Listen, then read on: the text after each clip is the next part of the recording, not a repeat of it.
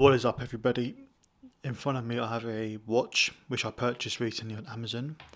It is by a brand called Infantry. Um, Essentially, I was just looking for a really cheap watch I could wear on the daily because I don't really wear watches nowadays much, whereas I used to quite a bit. So I just thought, let me get back into it by just wearing like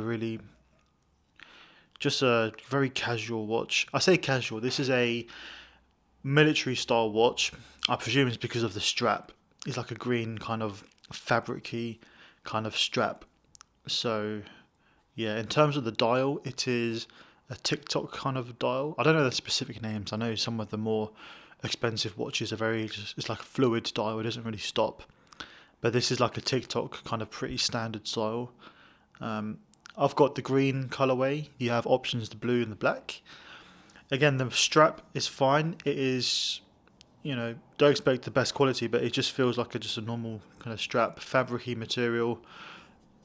It just feels pretty normal.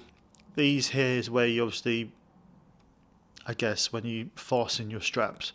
So it does have a bit of a lip to it in a way, like it does kind of protrude out a tiny bit, but nothing too major.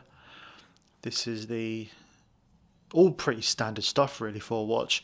At the back, it's like a is it going to focus?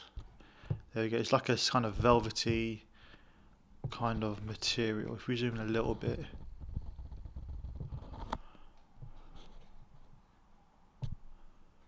yeah. So it's like a kind of smooth.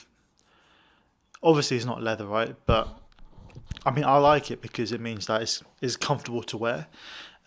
It's a pretty thin watch, in all honesty. There's nothing too crazy with it. I will say the actual dial itself is not like massive. So I'm quite a big guy. So if I put the actual watch on, bear with me. In terms of strapping it it's absolutely fine.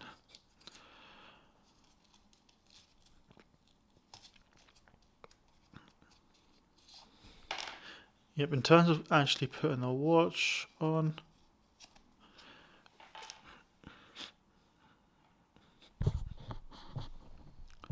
I've got pretty hairy arms, I'd say. So, but it doesn't really like tug at your skin, which is good. I've gone in, I think, to the furthest kind of strap you can go to. So as a result, it does kind of this end part does kind of protrude out a little bit.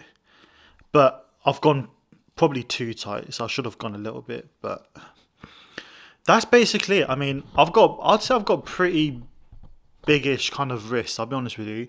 I haven't really got thin wrists, I don't think. But I would say if you've got big wrists, maybe the dial might be a little bit too small for you. But again, that's all preference, right? But for me, I think the dial's a tad bit small for my wrist. But I mean, I'm fine with it. It's not too bad. Again, feels comfortable. It's super lightweight. Um, and yeah, so I mean, in terms of the side as well, let's zoom in. There's no like functionality on the left hand side, but on the right hand side, you do have the the one dial right there, where you can obviously change the time. But yeah, so enough of my hairy arm. In general, I'm really happy with it. Again, if you're spending like £20 or less on a watch, obviously don't expect miracles with it. It's just but as a general day-to-day watch, I think it's really cool. And yeah, so this is it. Super lightweight. Now looking at the strap, yeah, maybe the strap might get a bit worn out after a few wears, I reckon. But I think if you treat it well, it should be cool. But yeah, that's it for today's video. In case anyone's interested in buying it, I got it for I think 17 or £18 in the UK from Amazon. But it might vary. Again, you have three different colorways. You have blue, black, and green. I think the standout ones are really green or blue. But yeah, it's nice, man. Nice dark green, kind of almost grass coloured watch. And yeah, so that's it for today's video. If you liked it, let me know. And yeah, that's it. Bye.